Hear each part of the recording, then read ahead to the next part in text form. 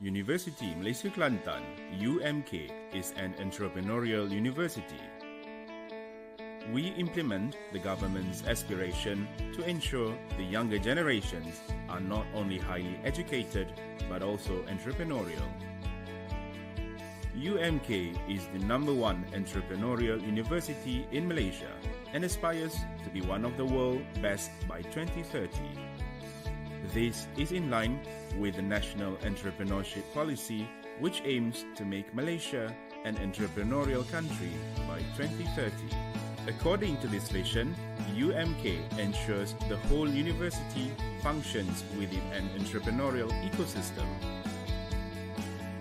This ecosystem comprises of 9 faculties supported by institutes and centers of excellence implemented with the discipline of innovation-based entrepreneurship.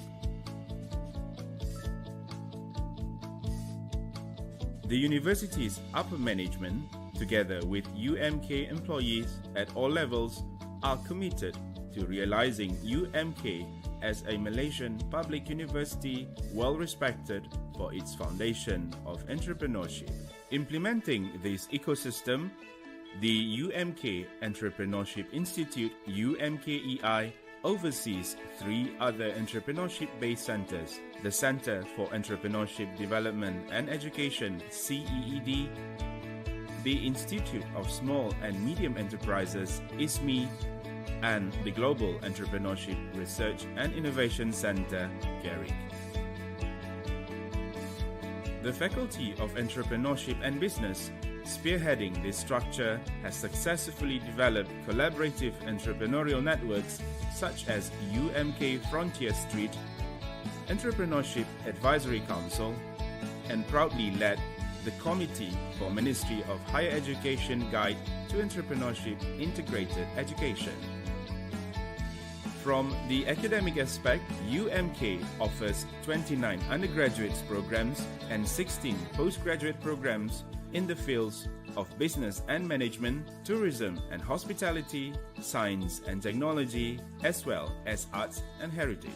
The university is constantly enhancing its teaching and learning system to ensure that the process of learning takes place creatively and innovatively through My Academic Integrated System, My ICE, massive open online courses, MOOCs, and blended learning. UMK is committed to the development of first-class graduates to become the leaders of industry. Collaboration with world-class local corporate sectors, as well as a network of well-known regional educational institutions, is aimed at empowering UMK from various angles. This is evidenced by the increase in the marketability of graduates and graduates who create jobs through businesses. Research, innovation, and commercialization is another important part of UMK. Research funding and the number of innovations and commercialized products increase every year. UMK has performed well in various prestigious competitions. With the hashtag UMK for Society, UMK is also involved in various community activities. Our staff and students consistently demonstrate outstanding skills and abilities. With such a great spirit of teamwork, UMK has never looked back to emerge as a respected educational entity in the region. We at UMK believe that our presence will give a new look to the development of the Valley of Knowledge. Indeed, our core, entrepreneurship, will always make us, University Malaysia Kelantan, relevant, unique, and different.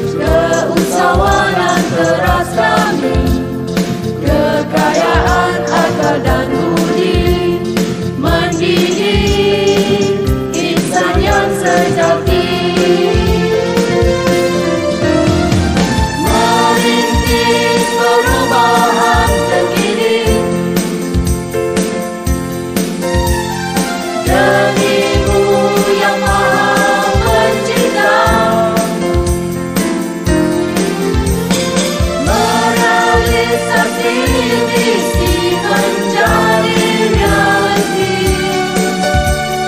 demi negara yang tercinta. Relevan unik dan berbeza, rencana peradaban bangsa, janji kami pada semua, taburi jasa di mana jua. Merintis perubahan terkini demi Yang Maha Pencipta, merealisasi visi menjadi realiti demi negara yang tercinta. Relevan unik dan berbeza, bencana peradaban bangsa, janji kami pada semua, taburi jasa di mana jua. Universiti Malaysia Kelantan terbilang UMK.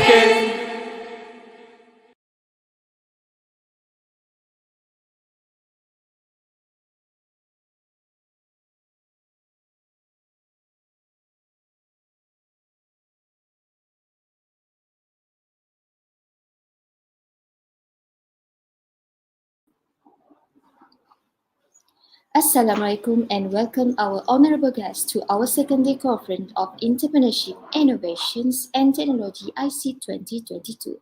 We hope you are thrilled about our upcoming session, keynote speech and parallel sessions.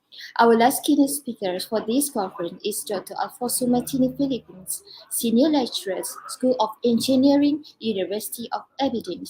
For that, I will hand over the floor to Yang Berusaha Dr. Laili Azwa from University Pertahanan Nasional Malaysia UPNM to chair these keynote sessions. Thank you, MC. Okay, Assalamualaikum warahmatullahi ta'ala wabarakatuh and a very good morning. I would like to welcome everyone to the second day of the first International Conference on Entrepreneurship, Research and Innovation, ICEIT 2022. Distinguished participants and member of audience, first let me introduce myself. I'm Nur Laila Azwa binti Jamari from University Pertahanan Nasional Malaysia, and I will be serving as a moderator for this session.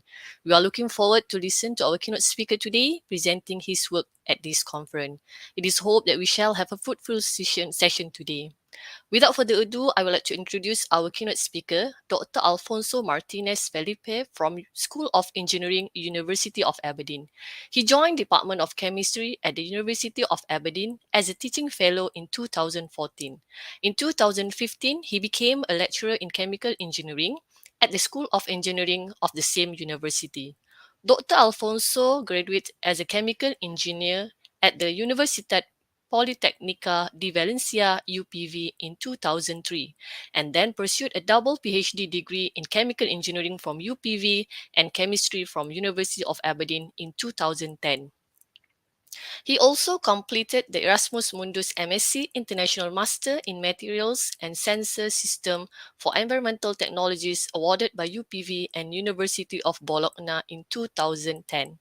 Dr. Alfonso actively collaborates with colleagues from different countries, including University Malaya, University Technology Mara, University of Zaragoza, Tokyo University of Science, and many more. As a member of a chemical and material engineering research group, he is committed to leading Aberdeen to become a prominent player in the energy transition in UK and overseas. He aims to integrate research and teaching in excellence through different development areas. Today, he will deliver his presentation entitled Synergies Between Academia and Industry in Scotland to Lead the Energy Transition. So, please welcome Dr. Alfonso. The floor is yours. Many thanks, Noor and all the team, and it's a great pleasure to be here. To be honest, it makes me feel very old when you say all these things about me. And you've saved me some time because I was going to show it in the slides. I think I can probably start by trying to share the screens Yeah, if sure. I can. Okay, so I don't. Okay, let me see if I can just show in from the slides. I guess you have the slides as well, right? So you could eventually do that because I guess that at the moment, okay, I'm gonna try with So the PDF. yeah. Yes, it's slightly different as okay. It's uploading. It will take some time, but well, first of all, let me tell you that I'm in yesterday because it's still the day before here in Aberdeen, and I'm as well the chair mentioned. I have really strong relationships with Malaysia, and I'm really hoping I don't know if to see you some of you maybe in the next month when I'm visiting, but definitely it's a really great opportunity um, to see you all, or at least to network. So I think you Yeah, can probably sure. see the slides now. Yeah, I can see the slide now. Okay, so well, as I said before, thank you for this chance to talk. And I have to say that when I was invited to this event, I was thinking, how could I bring something slightly different? And what I decided to do is to take a personal approach to my own career, and then trying to also show some of the things that we do in the UK and in Scotland in terms of linking academia with industry. And I think it's interesting because I myself come from a very fundamental research type of work, and I'm going to try to reflect this travel, this journey I'm doing to work with more companies and network with other institutions rather than just academia. This is what going to talk about today, and also going to show some of the examples in terms of collaboration, and also examples in terms of funding opportunities and how it is promoted in the UK. And the topic is about the energy transition because this is where I am at the moment more focused on in terms of research and also teaching. And it's a very hot topic worldwide, which is moving a lot of interest and money, and eventually it's a necessity because, as you know, well, global warming is starting to have devastating effects all around the world. So this is the context. This is probably the first time I can speak for so long, but I'll try to keep it short. And then I'll be absolutely delighted to take any questions here or just by email. I'm very, very approachable. So, as I said before, I'm from Aberdeen, and I'll show you in the map where it is. There is some of you have already been, probably in Scotland, UK. These are some nice pictures of our very nice campus, which all these pictures you can see there is a common element, which is the sun, but it's not so sunny all the time. So some of you may have experienced that. But well, you can see that we combine new, let's say, newer buildings, modern buildings with very old ones. The university was founded in 1495, which is over 500 years ago. And we keep some of these buildings there, and it's a really nice place to go around and take some walks. So you are much welcome to come. And then when it comes to where we are, again, so we are in the north of Scotland, which is in the north of the UK, which is the north of Europe. So we're pretty much high there. And the nights are starting to get much longer here, and it's a bit cold, but well, it's really a place worth visiting, obviously. Very different to Malaysia, which is a place that I really love visiting too anyway. So the university has, again, it's not what we would call A to Z university because we don't teach everything, but we have a broad range of degrees, including physical sciences like engineering or chemistry and maths, but also arts and social sciences, including business school as well. So we're a small university, probably compared to yourself and to other universities in Malaysia, but we cover a broad range of, of topics and areas. And this is actually very good because this allows us to do a lot of interdisciplinary work. At the moment, most of the research funded in a big scale in Europe, I would say, probably is highly interdisciplinary. This means that we can not only look into what we do in the lab or what we do in a company, but we try to look into the impact of the research we have. So how this affects our communities, how this affects our colleagues and our neighbors. And I actually quite like the video you were showing about your university, which is very impressive, because obviously I don't know Malay. I mean, but I could get from the words that you are committed to a lot of environmental and social causes as well. So at the university in Aberdeen, we have what we call the 2040 strategy, which is some main goals that we have for the next 15 years or so. And this covers five main areas of interdisciplinary work. One is the energy transition, which is the one I'm more interested on and which I will spend most of the time today. But we also have other common topics like social inclusion, environmental and biodiversity, health, nutrition, well-being, and artificial intelligence and data, which is very relevant as well for companies. And I will share some examples about this later. So if you got any more information, just click on the links there and there you see what we do. So getting a bit more focused on where I am from, doing some marketing as well for the school. The School of Engineering is a general school because we have topics and we have areas and programs from the different disciplines. We have chemical engineering, but we also have petroleum engineering. And then in terms of, and civil engineering, etc. And in terms of research, we have five main groups, which are the ones that I'm showing here. Chemical engineering is part of one, it's one of these groups, but we also have a lot of colleagues working on fluid dynamics and materials and the triple E, so electrical and electronic systems, as well as dynamics. So again, it's we share with them spaces. Sometimes we share projects and students. So there's a big mix of disciplines there when it comes to doing research and also teaching. Right. So so this is about Aberdeen. Talking a little bit about myself. I think we've probably so Nor has covered most of this slide already. But what I wanted to highlight here is I started my trip in Valencia, in a small, well, in a village for a city in Spain, in the sunny Spain. And someone persuaded me to go to Aberdeen, which is not so sunny. And but it was worth the trip because that's where I am at the moment.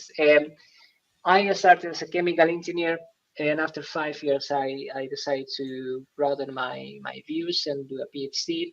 And I did, as you mentioned earlier, a PhD in collaboration with the University of Aberdeen.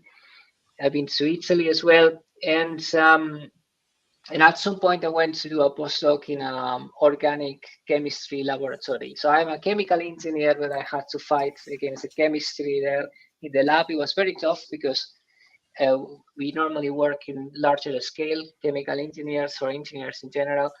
I learned a lot when I was there for a year in Zaragoza. But one of the things that I learned, which was most valuable, is the fact that we cannot fight the wars on our own. And it's really important to find colleagues who know more than you in certain topics. And this is when probably I understood that I had to pair with other researchers that were more skillful in other fields.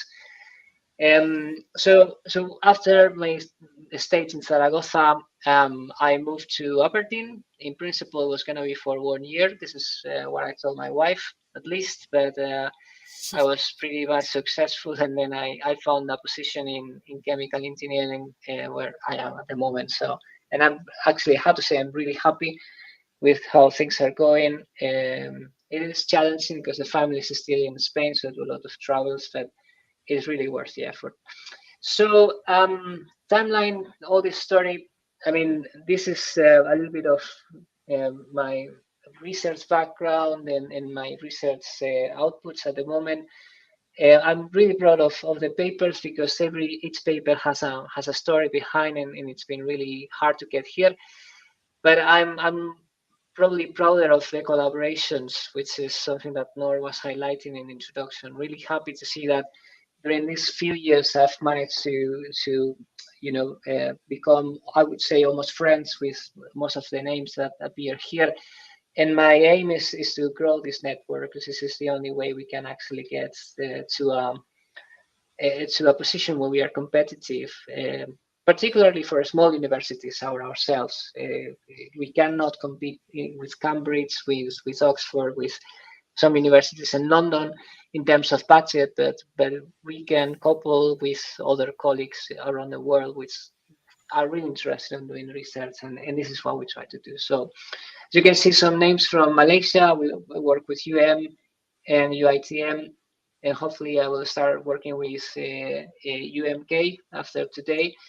So a lot of work to be done in the area of energy transition, and really willing to do new stuff. So apart from this, I was advised that the audience may not be very technical, so I'm not going to bore you with my chemistry, but I think this graph is interesting because this is what I do in research in the lab.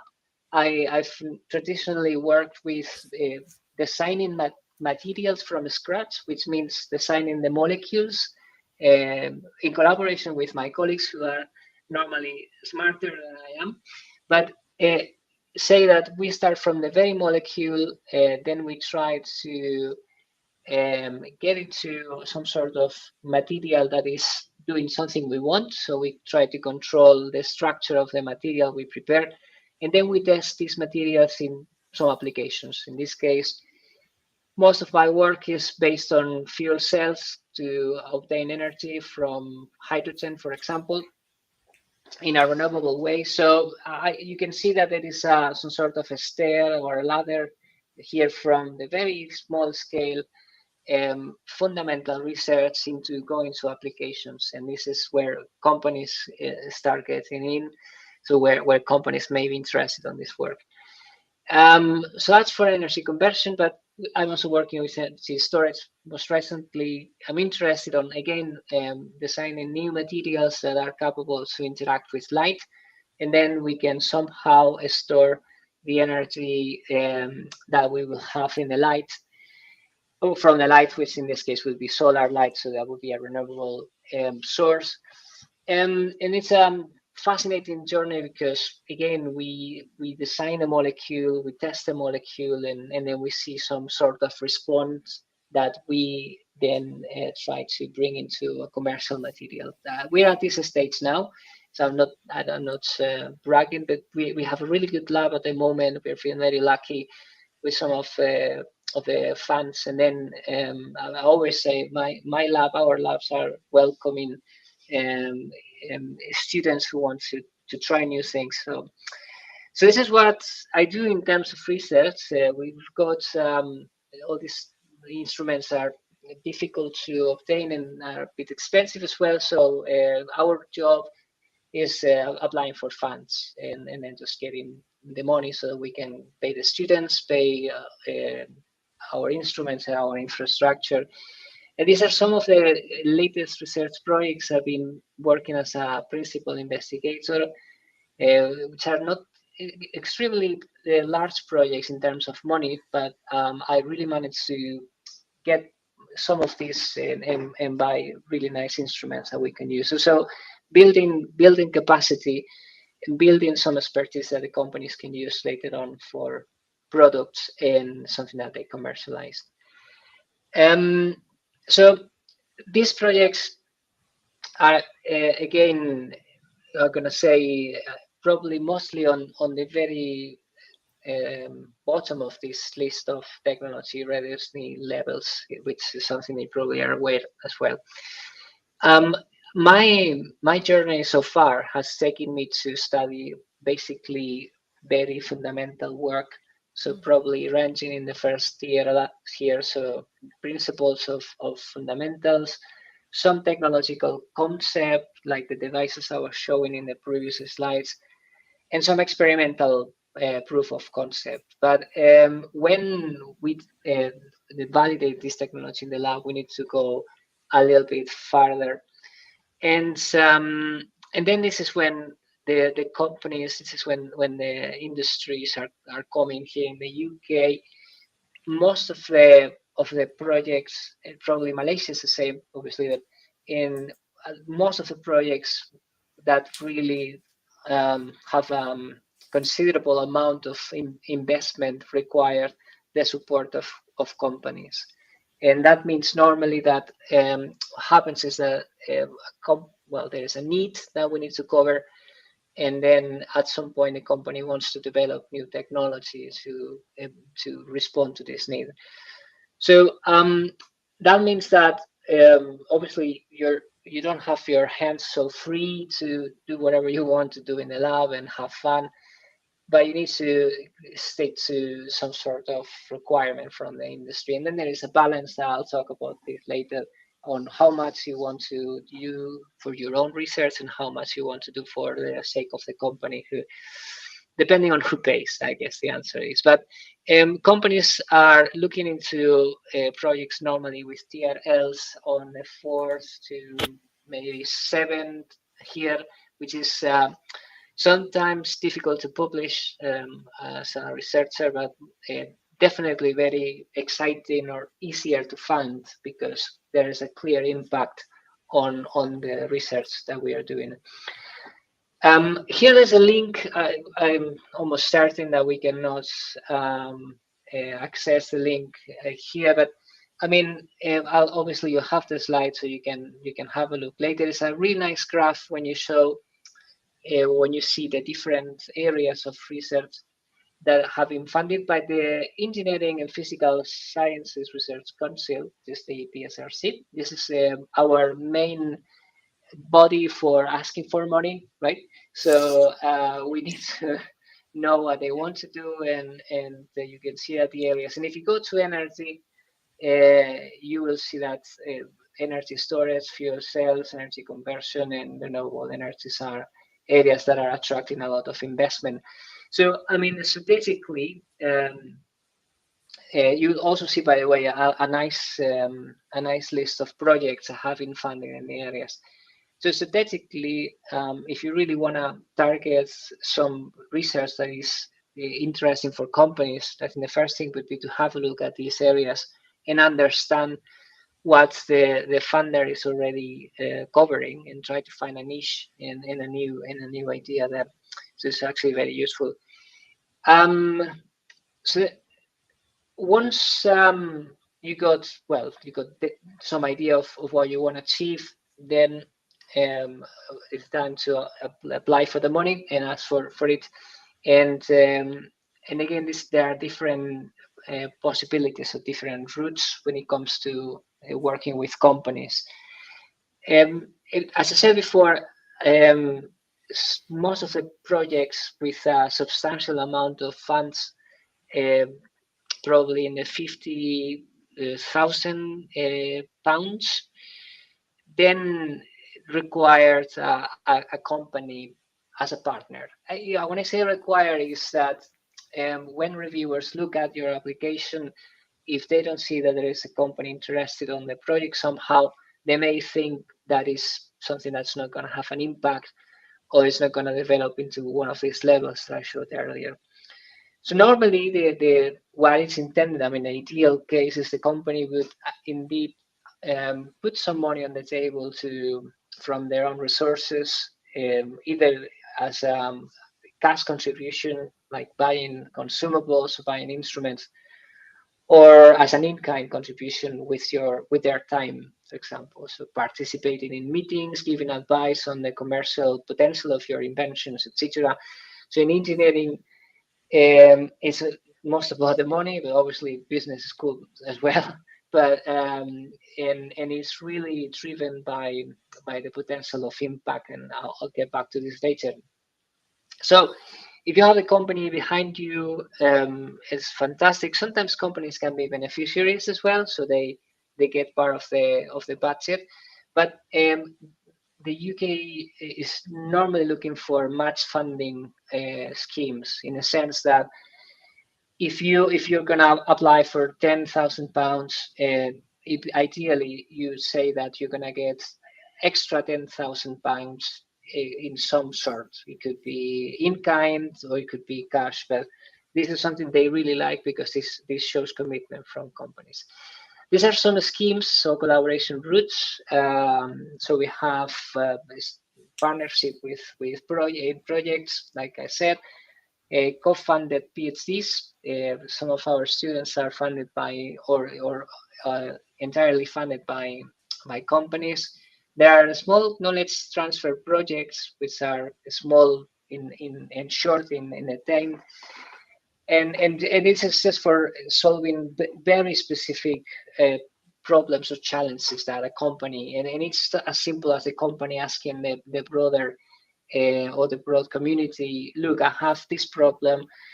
I don't know how to sort it out. I need to cool these fluids and I know how to do it. I have a well and I need to extract more oil. So things like are really specific, which, eventually they call for help.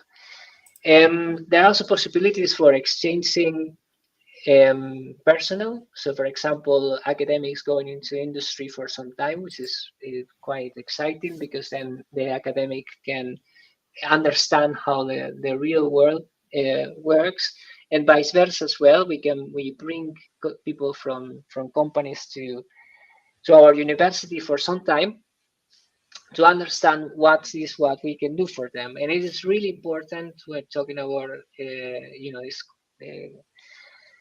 entrepreneurship, to have a common ground when we talk with companies, so that we can nurture these new ideas in researchers. And well, once again, there are some programs which are specific for Scotland, like the Energy Technology Partnership. So in this case, the 14 Scottish universities eventually put some money on the table, and then they search for money from the government and from the companies, and then all this is used in, for example, PhDs that are funded through this scheme. So as you can have a feeling here, the idea is that universities are willing to invest on these sort of projects which are more industrial based, but they also try to get some sort of reciprocity, so it's some sort of match funding. Well, so this is ways of funding projects with companies, and this is how we can get some more funds from the government. In terms, this is relevant because all universities in the UK, and those working here may be already familiar with this, have to go through an exam every 7 or 8 years. This is called the REF. This is the Research Excellence Framework. And this is, to be honest, this is a very painful exercise because eventually all universities start gathering around information about what type of research they do, and they look into three main fields. One is the outputs. The outputs eventually is the papers and the research publications and the quality of them. The other one is the impact. The impact is how your research can benefit other sectors apart from academia. So how your research can promote wellness, how can promote a commercial product that can give money to companies, and also the impact on the social plane. So how can improve lives of communities, and how can make societies fairer and better. And it's really difficult to measure because a paper can be published and can be cited by these people, and it's easy to track it down, but track down the impact is very complicated because you really need to have a look at where your research is going and which companies are looking into. And also, most of the research is, again, fundamental, at least at the beginning. So it's really important to couple with companies. The last point is environment, in terms of how many PhD students the universities have, how they trade them, how they eventually nurture the research. So we sent a series of publications, a series of impact cases and environmental descriptions, and then we are rated with 4, 3, 2, or 1 start, depending on whether it's fantastically awesome or it's something not so awesome. And then this is done for all the universities. And what happens is that we are rated on the 3 aspects. So you see that the results I got here, results for the overall exercise, which was obviously huge. We as a university had to select the papers and the impact cases.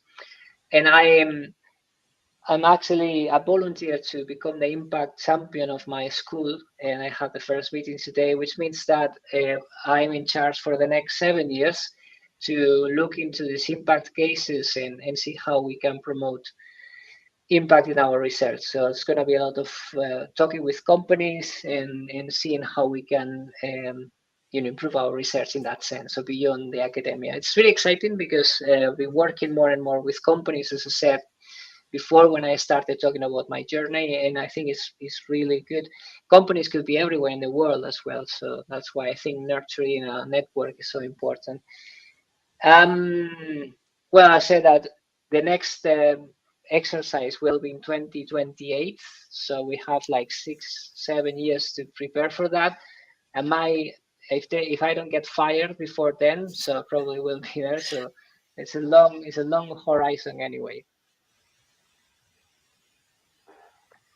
Right. So so this is how we are assessed now in terms of university. I'm gonna start now with the almost second part of the talk, when I'm going to describe some of the opportunities we have for business development in the UK and Scotland. And I'm gonna focus on the energy transition. One of the things that I'm really happy about is that in the last 3 years I've been working at the Center for Energy Transition, one of the 5 interdisciplinary themes that I mentioned at the beginning in the talk.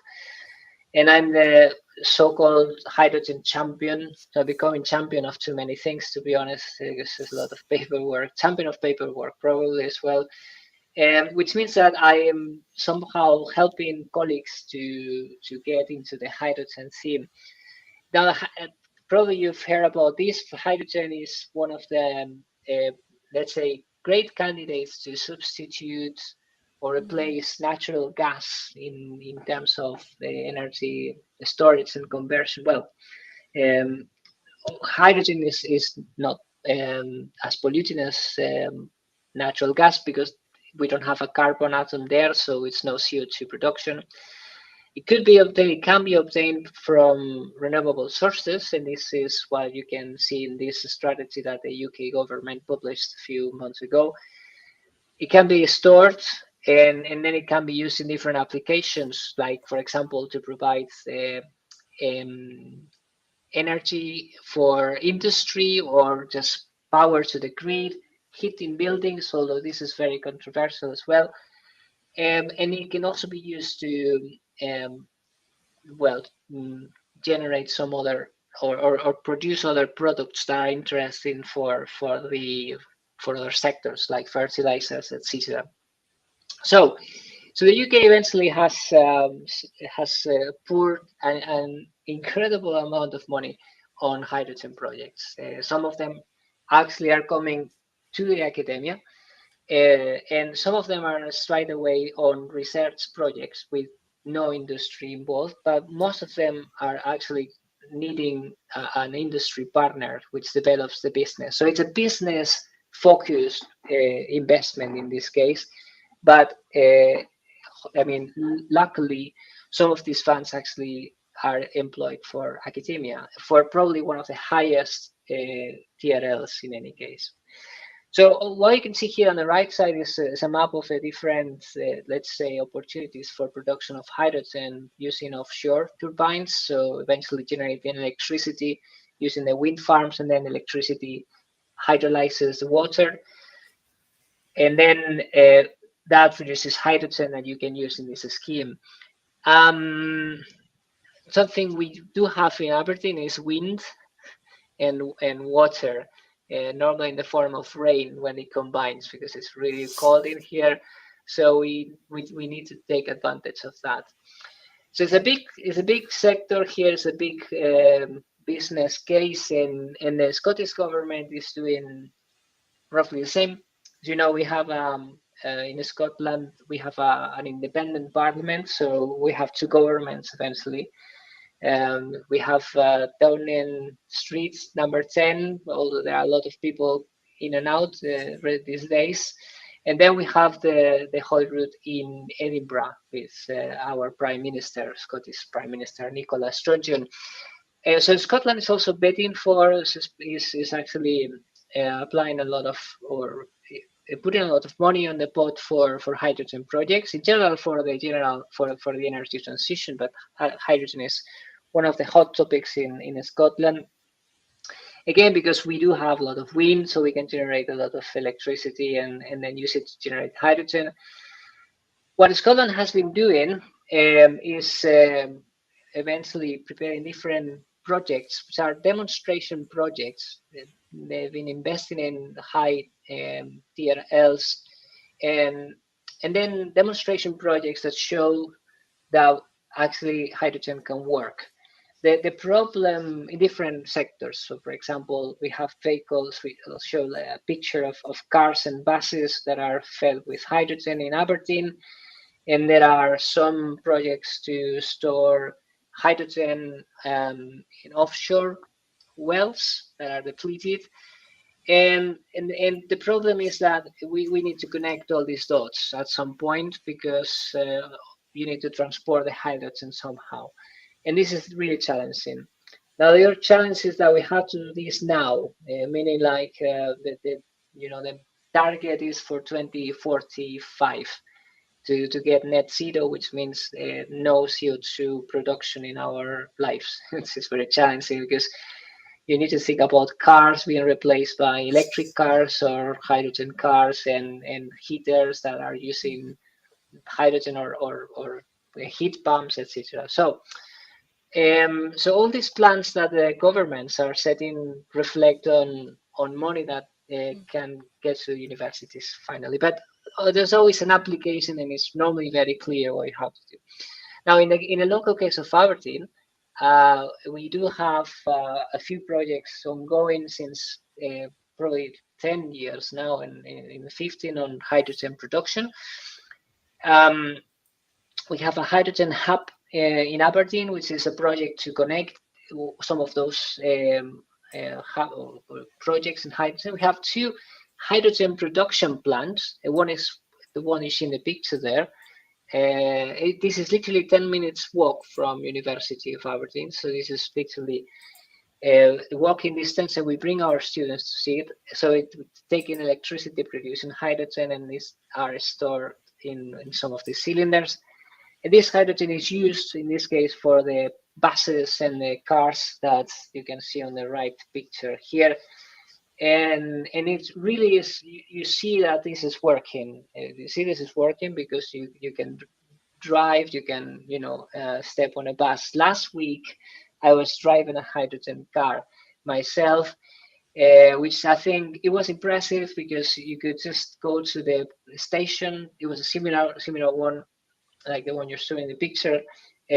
Put your use the supplier, then just put the hydrogen inside and wait for 3 minutes and then use the car. I think they were absolutely naive because they let me drive, which in the UK we drive on the left side as in Malaysia, but in Spain we drive on the right side. And they gave me the keys. It's like, well, I mean, it might be they didn't realize how close they were to to death. But anyway, so the good thing is that people can see the hydrogen is working. This is this part of the strategy, and this is another source for collaboration with companies and city councils. Demonstrative projects to show people that the technology is working, and this plant is at the heart of the city, so it's really the neighbors see it and they see they work.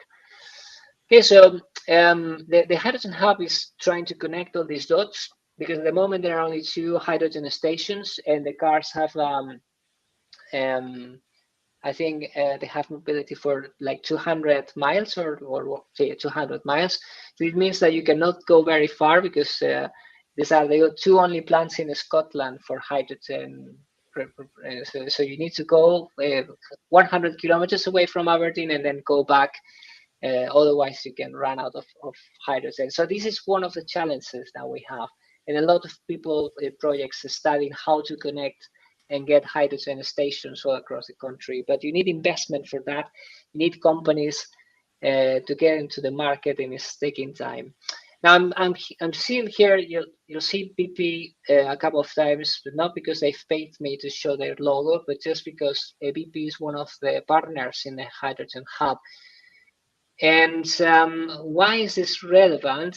Well, this is relevant because Aberdeen has been known for years as the oil capital in Europe. So a lot of oil fields were really close to Aberdeen in the North Sea. You got some examples there. And companies like BP, well, it was British Petroleum, but there's now BP now. Total, which is now Total Energies, they changed the logo as well. Shell. So oil companies, Repsol, Sinopec, have been operating these fields for years. I mean, obviously in Malaysia, I know that the oil industry is very strong as well, and you have Petrobras and a lot of investment. Yep. So Petronas, yep. And then we do have a lot of engineering expertise on oil and gas, and I actually coordinate an MSc on the commissioning of oil and gas platforms, just to get rid of all these monsters, because once the lifetime of the platform has expired, or the field has run out of oil, because this is eventually a limited resource, or run out of gas, natural gas, then you need to take those structure out, and this is very, very expensive, as you can imagine. These things have been working for 30 years, maybe 40 years. Everything is rusted. Well, not everything, but obviously the structure may be damaged. So shifting all these, removing, cutting, recycling, very expensive. So some of these companies are seeing this opportunity to move into the green markets and the energy transition. And then they are investing now in renewable energies, particularly because the oil price, as you can see in the figures, is obviously down compared to the good old days. And some of the let's say groups that try to coordinate these actions is the Aberdeen Renewable Energy Group. This is a cluster of 250, over 250 members now. So BP is, for example, a member of AREC. And this organization, again, is very, I mean, strategically is important, because it has city councils, it has universities, we are members, and it has companies of different brands and of different sectors, so the oil and gas, but also wind, for example, or marine. So 250 members, and it's a really good forum to collaborate and find new ideas for projects, and new ideas as well for products and needs. So earlier this year I was nominated, and I got to get as one of the new 5 directors on the board of AREC. So it's a really good opportunity again know them more and to interact with them. And we're actually searching for more international partners. So another example of how the universities can get into, in touch with the companies and how we can drive the energy transition. And this is the quadrilemma of the energy transition, trying to find not only energy security and economically viable, but also prevent environmental impacts and social acceptance. So this group tries to somehow conglomerate all these 4 points, and these are some of the members, and you can search the web as well to see more of it. But you can see again, BP is a member, Shell is a member. I guess everyone wants to be on board these days on these initiatives, and so this is a sector which is buoyant now in Aberdeen, but also in all around the world, and it's gonna happen after COP27 again. Now, at the university level, we have the Center for Energy Transition. This is a center where I am again the champion for hydrogen, and we have different themes, different areas. The idea is to keep all as much as interdisciplinary as possible and engage with the companies in different projects. We got colleagues from geosciences working on social aspects. We got people from chemistry looking into the materials development, but also people from oil and gas sector, because again, this is sector that is always recycling, and they already have a lot of expertise in engineering projects. So the engineering you require is different, but it would be seen important for example, setting up a wind farm offshore, which is a very aggressive environment. So again, remember the five topics. So we mentioned interdisciplinary, so this is one of them, and that's the idea of the center. So trying to get the whole thing, the holistic way, not only just the technicalities. And again, it's working very well because you always need to have an impact on what you do, not only economic impact, but also social impact. So you need people that understand what the communities want, what the communities need, what is the impact of the big infrastructures that you need for the energy transition in this case. And always with a view on the markets and on the view of the applications. And most of this is again run by companies. Now, the other example I wanna show about what we do in Aberdeen is the National Decommissioning Center, which is the center at the UK level, which develops research on how to get rid of the oil and gas platforms eventually, because the decommissioning of the oil and gas platforms, I said before, is really expensive, but it's taking a lot of time as well. It's a work that no one wants to do because there's no profit on that. There's no economic profit on dismantling things. It's just shutting things down because it's not economically viable. But it has to be done in a way that it is, again, not very expensive, and it is at the same time environmental friendly if you want, and you need to reduce the emissions on this process. So all of this makes this center very important. And well, you can see here the scale of the challenge here, right? So this is only in the North Sea. I think it's actually only in the continental shelf of the UK, which is what is very close to Aberdeen. The amount of wells, so you eventually have to abandon over 1,500 wells, which means cementing these things, lift up top sites, 100 top sites. Top sites are eventually everything which is on the water. These things are heavy, because we're talking about the hundred thousands of tons, so this costs money. And the idea is that you're talking about 15 billion pounds invested on the overall decommissioning thing. So the center is looking at how to do this in a profitable way, and I'm bringing this to this talk because they are, let's say, they are the son or the center was born through a partnership between the University of Aberdeen and the Net Zero Technology Center, which is a conglomerate of companies. And this is how, again, we match funding, and then we have something that can be profitable for both university and companies. The Net Zero Technology Center was formerly, as you can see in the slide, the Oil and Gas Technology Center, which miraculously has changed the name, and now it looks much more green. But you see, the amount of investment over the next 7-8 years is huge, and it's good because you got investment from the Scottish government, you got investment from the university, and you get investment from the companies, and and the type of work they do has always have to benefit the three parties. The money they have, or we have, because I work with them as well, is invested on researchers, on PhD, on also on infrastructure.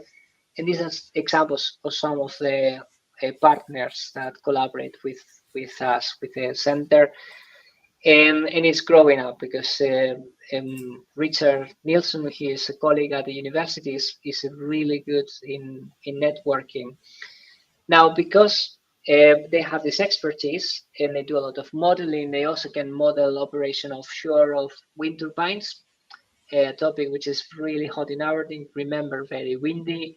So there are a lot of wind turbines, and for those who have been in Aberdeen recently, you may have seen them from the coast. These needs to be operated, they need to be optimized, and then the center works with the companies who commissioned, in this case, these offshore winds to make it as profitable as possible. So it's you can see a really good symbiosis between what the university does in terms of research and what the companies can get out of that. So these are the buildings of National Decommissioning Center. It's not based at the university, but it's not very far away. You could go there driving your hydrogen car because it's only 10 miles. And then you have it's an impressive simulator, which you can see on the right side of the screen, which is a 300 degrees screen where you can simulate that you are lifting, for example, the top sides that I showed you earlier, or that you are using a crane to move something on an offshore environment. And this is useful for companies who want to see how they could manage these operations in real time without the need of doing that. And then you get physical parameters like the tension in the cables. If something falls from your crane, obviously you don't kill anyone, which is a good thing. But this is really useful for large scale projects.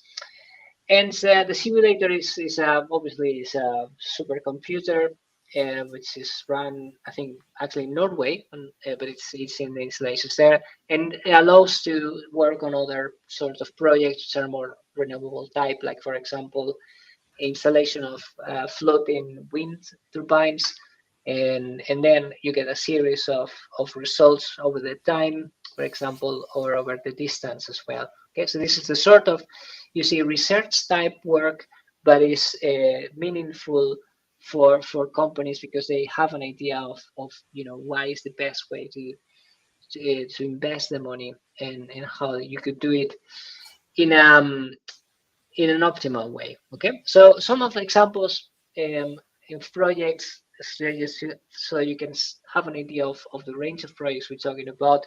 This is one of the most recent one in which I am actually working with them, is the data for net zero project, and it's again 1.1 million pounds over the next 3 years, which is very good because it's a lot of money. I was wondering what they're going to do with that money, but the good part of this is that they are asked to get much funding from companies. So they have this money, and they go to companies and they say, do you want to be part of the project? Then can you contribute with some extra funds? Like, it could be cash, but it could also be in kind, like data from their installations. And then they give value to the data they have. For oil, for example, Total Energies are collaborating with them already.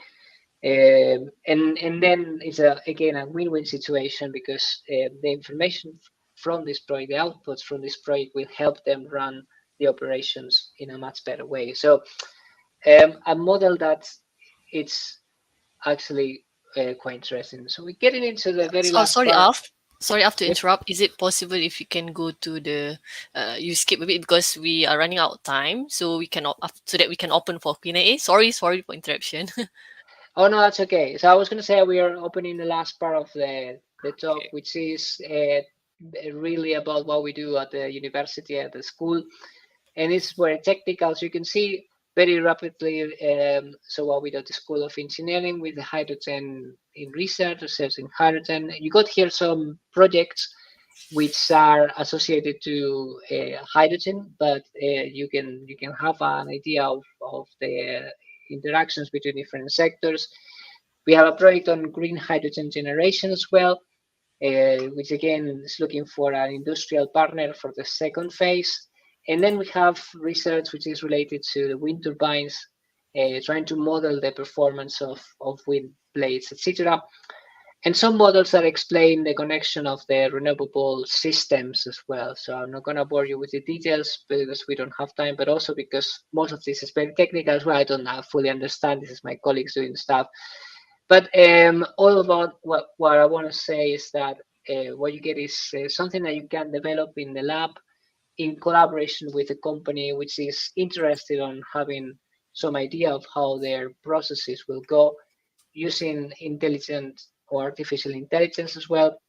And but the very last slide is a project that is very close to my heart, because it's my PhD student as well, working on mapping possibilities for hydrogen storage. So yep. So thanks for the reminder. I think that was all. And again, obviously, if there's a lot of this information already, but if you want more detail, I'll be absolutely happy to connect with you through the Q&A or just later by email.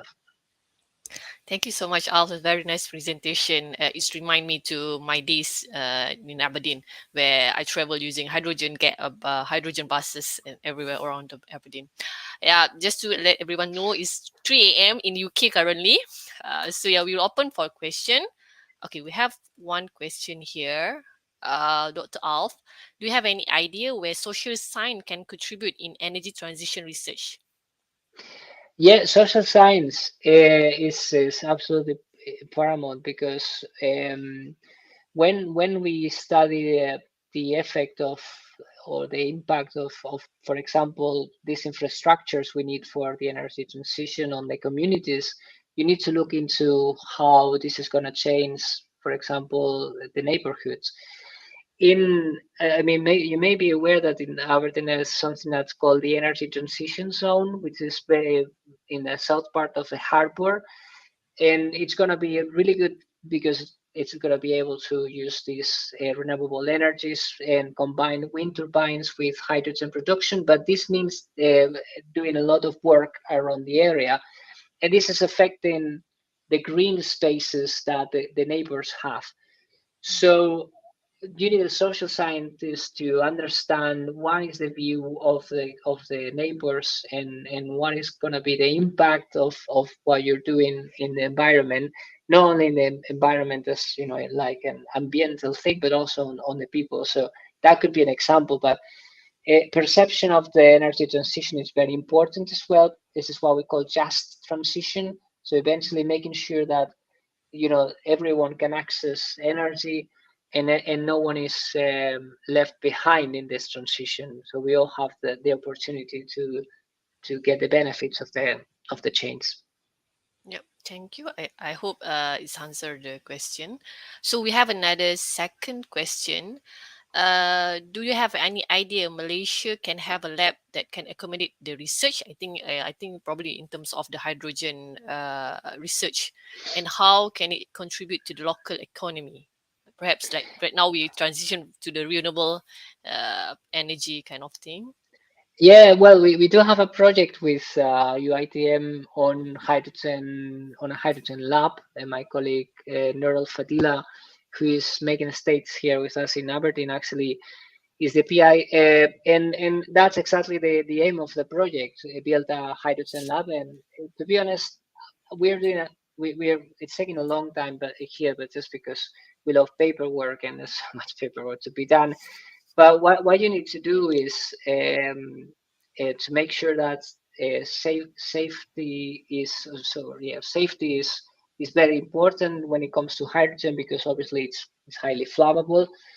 So you need detection, you need a good extraction system, and then you need some infrastructure to store the hydrogen. But rather than this, is there's no difference respect to any common research lab that you would use in chemistry or chemical engineering. You may want to have uh, high pressure conductions, meaning like, because you probably want to test things at high pressure as well. Even the storage of hydrogen can be up to 100 bara. But yeah, you could do it. That's the answer. This is the short answer. And I think in terms of local economy, um, it probably depends a lot on where it is placed, but things like providing with domestic heat could be a possibility. You probably don't need too much heat, obviously, in Malaysia. But Yeah, it's hot already. yeah, no, but you can use it as a fuel, for example, for engines, or in chillers as well as an energy source. And so yeah, I mean, everyone needs energy at some point. So having production of hydrogen is important, and again, electric cars and hydrogen cars could be as well an opportunity. But this is where social scientists are also interesting, because they can evaluate which is the best way to use the hydrogen. Okay, we'll take another one more last question. In some countries, energy transition is not much implemented due to cost and infrastructure.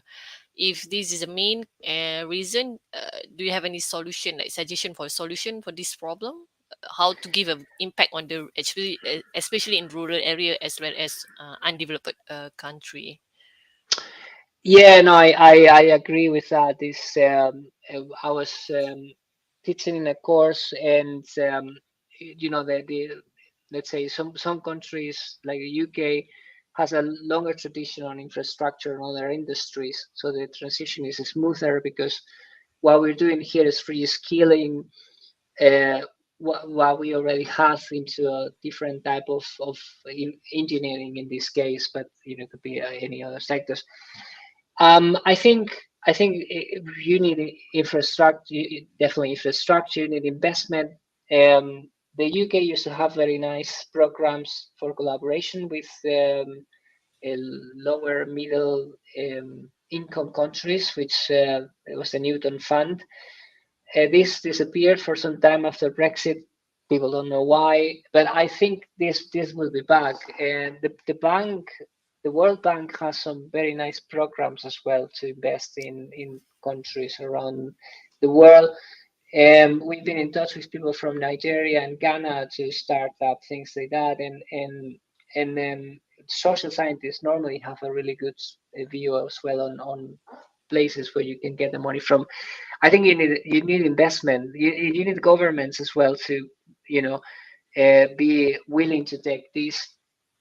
And the experience is that if you have access to free energy, you don't really mind that much about that. And I know that Malaysia has access to oil, and this is maybe why it's not so urgent.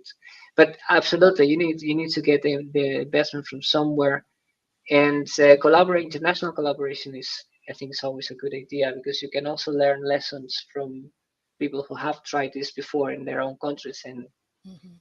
save some money. Yeah, indeed. But basically, energy is basically right now is the main sustainable development goal. Where in future we want to reduce the fossil fuel and change to the renewable one. Yeah, and I want to add to this that I think it's similar to the vaccine for COVID, for example. We cannot just look aside. I mean, this has to be a global achievement, not only the achievement of a few countries that can allow that, because we share the planet, so we need to help each other and make this happen everywhere in the world. We cannot leave anyone behind. Indeed. Thank you so much, Dr. Alf. Sorry, we have to stop right now. The time already come, so at the same time you also need to rest because it's already 3 a.m. there. So to everyone, I would like to thanks to our keynote speaker, Dr. Alf, as well as to others participant and audience here. If you have any more question, you can directly email Dr. Alf for further discussion or any perhaps collaboration in future, inshallah. So thank you again, Dr. Alf. Perhaps we will meet in one day, not in Aberdeen, perhaps in Malaysia. Okay.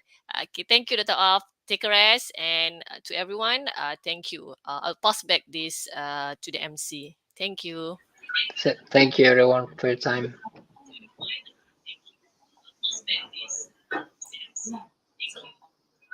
Thank you everyone. Thank you, Dr. Alfonso Martinez Felipe and Dr. Laili Azwa for the great sharing session just now. Ladies and gentlemen, this ceremony has now come to the end. On behalf of the committee, I would like to extend my utmost appreciation to our guests of honor. I would also like to take these opportunities to extend my appreciation to individuals who have been involved in making this virtual conference a success. Most importantly, on behalf of University Malaysia Kelantan, I would like to wish the participants of the first ICEIT 2022 a meaningful and productive day ahead. I would also like to remind all the participants that we will have a prizes giving ceremony. Hence, I would like to invite all the participants to be at the closing and the award ceremony at 12 p.m. today via UMK official Facebook and YouTube. And for all our second day's presenters, our parallel presentation session will be start at 10:30 a.m. With that, I end our today's ceremony this morning for Wabillahi taufiq wa hidayah. Wassalamualaikum warahmatullahi wabarakatuh.